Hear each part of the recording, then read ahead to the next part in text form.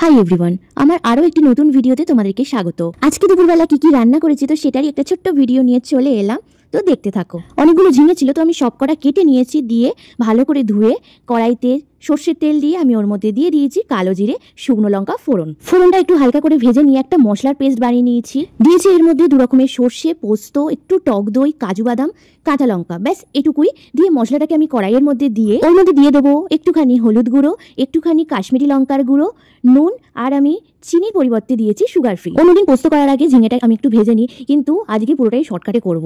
তারপর আমি 5-7 মিনিটের জন্য মশলাটাকে কষতে দেবো। মশলা কষে এলে দেখো অনেকটা তেল বেরিয়েছে, তো আমি এর মধ্যে দিয়ে দেবো মশলার যে বাটি ধোয়া জল, সেইটাই আমি দিয়ে দিচ্ছি। মশলার সাথে জলটাকে ভালো করে মিশিয়ে নিয়ে আমি ধুয়ে রাখা যে ঝিঙে সেটা দিয়ে দিচ্ছি। তারপরে ঝিঙের সাথে মশলাটাকে আবারও ভালো করে মিশিয়ে নিচ্ছি। নেওয়ার পরে আমি কড়াইটাকে জাস্ট কিছুক্ষণের জন্য ঢেকে দেবো, আর এক্সট্রা করে তো কোনো জল দেবো না। ঝিঙে থেকে যেহেতু প্রচুর জল বেরোয়, 5 মিনিট পর দেখো ঢাকনা খুলেছি, ঝিঙে থেকে অলরেডি জল বেরিয়ে গেছে। তো এই জলেতেই ঝিঙেটা সেদ্ধ হয়ে যাবে আর আমার ঝিঙের পোস্তও কিন্তু রেডি হয়ে যাবে। দেখো পোস্তটা কিন্তু একদমই হয়ে গেছে, আর তারই সঙ্গে ঝিঙেটা কি সুন্দর গলে গেছে। পোস্তটা একটু মিষ্টি ভালোই লাগে, তো তোমরা নিজেদের স্বাদ অনুযায়ী নুন মিষ্টিটা রেখে নিও।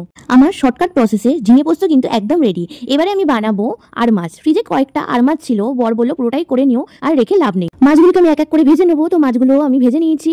আর এদিকে আমি একটা মশলার পেস্ট বানিয়ে নিচ্ছি। গোটা জিরে, গোটা ধনে, গোটা গরম মশলা দিয়েছি, টমেটো, কাঁচা লঙ্কা, টক দই আর একটু আদা দিয়ে পেস্টটা বানিয়ে নিয়ে কড়াইতে কালো জিরে ফোড়ন দিয়ে মশলার পেস্টটা আমি দিয়ে দেবো। ওর উপর দেবো আমি একটুখানি হলুদ গুঁড়ো, একটুখানি কাশ্মীরি লঙ্কার গুঁড়ো আর নুন। তারপরে আমি মশলাটাকে ভালো করে কষিয়ে নেবো যতক্ষণ না পর্যন্ত মশলাটা থেকে তেল বেরোচ্ছে। দেখো মশলাটা থেকে আমার তেল ছাড়তে শুরু করেছে, তো আমি মশলার বাটি ধোয়া জলটা দিয়ে দেবো। দিয়ে আরো 5 মিনিটের জন্য আমি মশলাটাকে কষতে দেবো। মশলাটা যেহেতু হয়ে গেছে সেই কারণে আমি আরো কিছুটা জল দিয়ে ভেজে রাখা মাছগুলোকে আমি সব কড়াইতে দিয়ে আর 5-7 মিনিটের জন্য আমি একটু ফুটতে দেবো।